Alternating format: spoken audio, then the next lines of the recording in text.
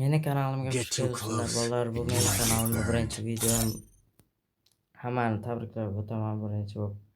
Meni videomni ko'rayotganlaringda umid qilamanki, qo'llab-quvvatlaysizlar. Bu birinchi videoim, chunki mashhur bo'lish sal qiyinroq.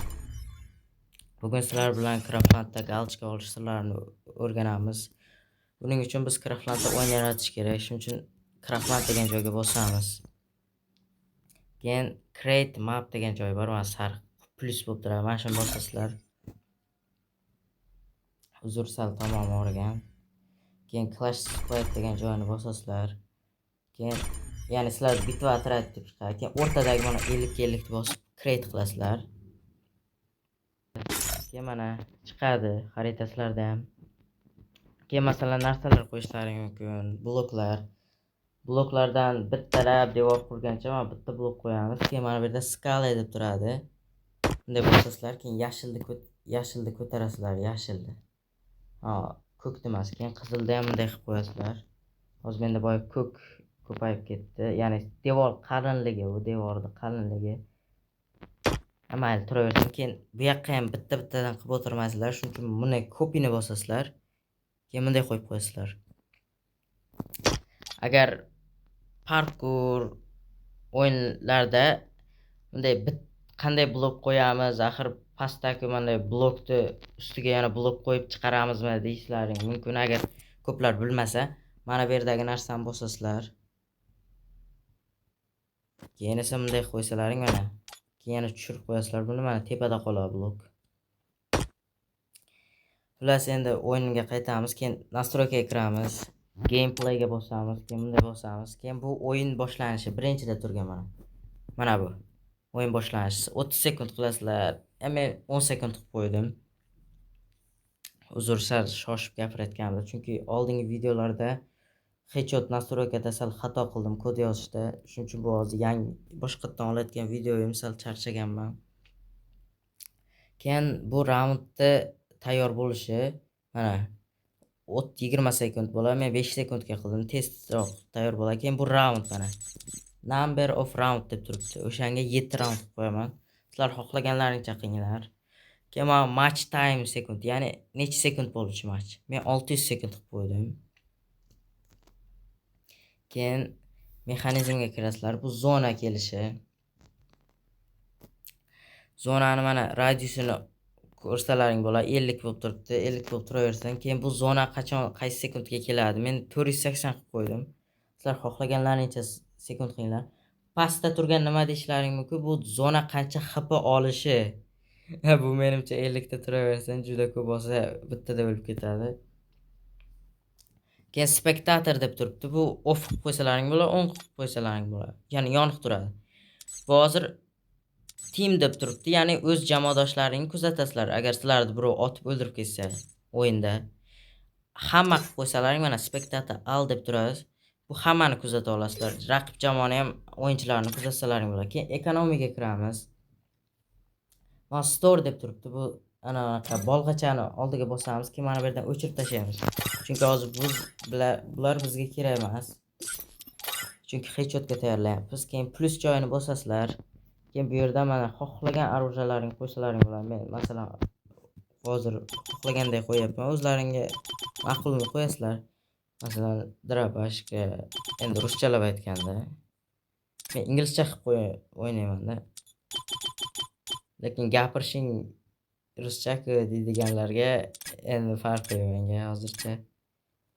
Keyin SMG deb turgan joyga bosamiz. Keyin mana hammaga yoqadigan UMP orужиясini qo'yib qo'yamiz. MP5 ni qo'yamiz. Mana bu yerda keyin MP40 ni ham qo'yib qo'yamiz va tayyor. Keyin yana create kategoriyani bosamiz. Keyin yana plus joyiga endi bizga aslaha kerak. Keyin men qilganday mana bu combat preparation degan joyini bosasizlar. Keyin mana 4 levellik branchlet, 3 levellik kaska qo'yasizlar. Endi o'zlaringga xohlaganlarini qo'yaveringlar. Keyin mana bu yerdan consumable degan joydan stanka qo'yasizlar, aptechka. Keyin mana bu yerda qo'ziqorincha qilib qo'yamiz 4 levellik. Va bu tayyor bo'ldi. Keyin bunda X bosib, keyin okni bosamiz, ya'ni saqlash. Keyin generalga o'tamiz. Bu yerda mana o'yinchilarni minimalimi shunday min player deb turibdi. O'shani 10 qilib qo'yinglar, lekin men off qilib qo'yaveraman. Farqi yo'q. Keyin bu yerda mana bu personajlarning qobiliyatlarini qo'ysalaring, o'zgartirsalaring bo'ladi. Ya'ni pasaytirib 0%, 100% qilib qo'ysalaring bo'ladi. Keyin nastroykada qiladigan ish qolmadi deb bo'lmaydi. Yana nastroykaga bosamiz. Bizda bitta narsa qolib ketibdi. Ya'ni bu mana bu yerda mana unlimited ammo deb turibdi. Bu cheksiz o'q, mana cheksiz stank pasidagi cheksiz anaqa granatalar. Va o'shalar yoqib qo'ysalaring bo'ladi. Men mayli yoqib qo'ydim. Endi o'zlaring bilasizlar. Keyin mana devorni sal suramiz hozir. Chunki hozir nimaga desalaring, bu yerda sotib olgich mashina qo'shaman. Mashina sotib oladigan nima deyasiz? Sotib oladigan vending machine degan mashina degan narsada. Keyin functional objektga kiramiz. Keyin mana pastda mana vending machine deb turibdi. Mana shuni qo'yib qo'yamiz.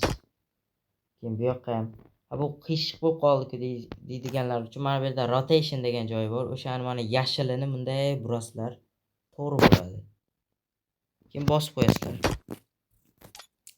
Keyin boyagi qurollaring, ya'ni saqlangan sotib olgich joyi chiqish uchun mana bu yerda bosasizlar. Preparation nima degan? Properties degan joyda.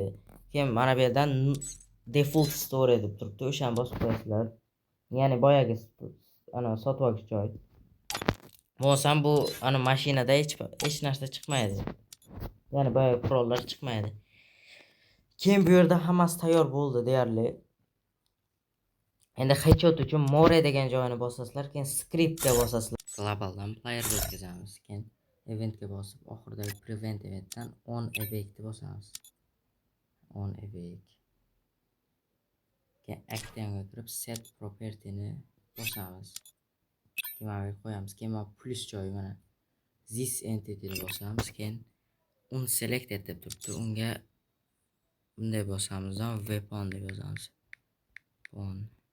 Mana weapon damage rate deb chiqyapti.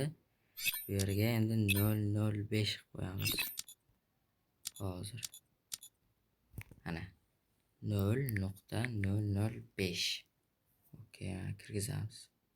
Shunday bo'ladi. Endi ikkinchisi 10 equipment 10 weapon deb chiqadi. Xullas mana shuni bosamiz. Yana actionda mana buni qo'yamiz. Keyin buni yana copy qilib olamiz. Yana mana yoqqa hozir. Bundan 4 ta kerak. Boshdagida mana. Keyin bu plus joyiga mana weapon deb turibdi. O'sha bunday qilsalaring mana. Bunday qilyapman mana.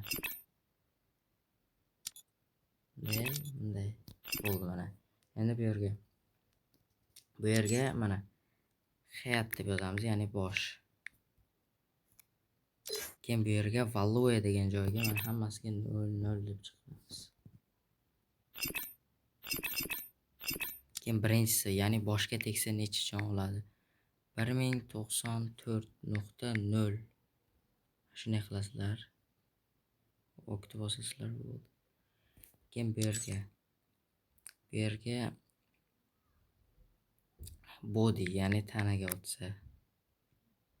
Bu yerga limb, ya'ni madiyas. Labga tegsa, ya'ni personaj labiga. Keyin bu yerda adzer bor, ya'ni boshqa joylarga. Buni ham yoqib qo'yamiz. Keyin bu yerdan hammasi 0 bo'lib turadi va tayyor. Keyin endi saqlab o'ynab ko'ramiz.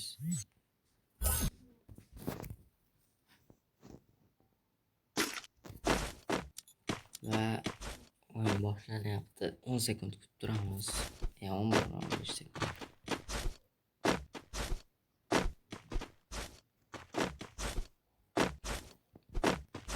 Yana bir kutamiz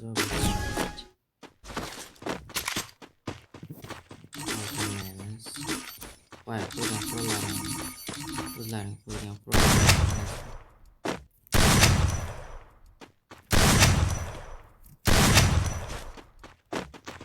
va o'yin boshlandi.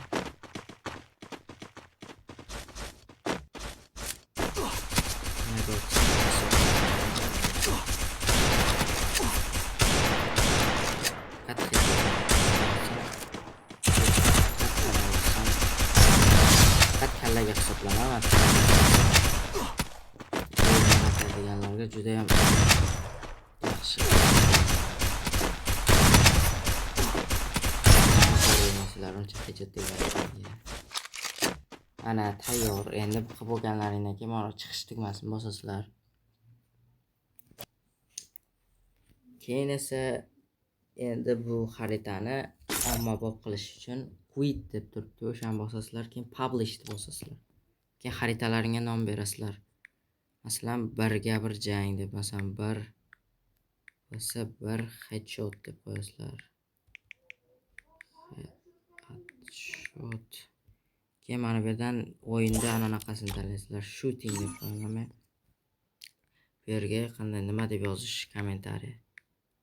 Kommentariy emas, tag deyiladi. Va qo'llab-quvvatlanglar deb yozib qo'yaman.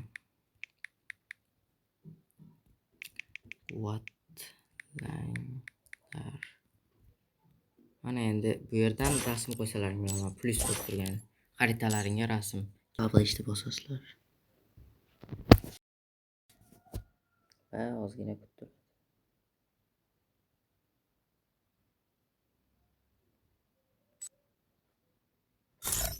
Va mana chiqdi. Endi ommaga tayyorlasizlar. Ya'ni qarangizlar, o'yinlaringni boshqa o'yinchilarga ham tarqatish mumkin, lekin kam. Chunki hali mashhur bo'lmaydi. Xaritalaringni ko'proq mashhur qilishlaring uchun o'zlaring ham o'ynashlaring yoki do'stlar bilan birga bir komnata ochayotganda crowdfund bosib komnata ochib birga bir o'ynab do'stlaringdan like va obuna bosishlarini so'rashlaring kerak. Mana bu yerda bitta galchka olgan o'yinchi ham bor. Mana bu yerlarda hozir ko'rsataman. Galchka olgan o'yinchilar juda ko'p. Hozir bu bittasi bir qismi bu 8 level bo'lsa ham beradi. Galchka mana community talent deb turibdi. Hammaga rahmat videoni ko'rganlaring uchun. Like va obuna esdan chiqmasin. Hammaga xayr, yangi videolar tez orada.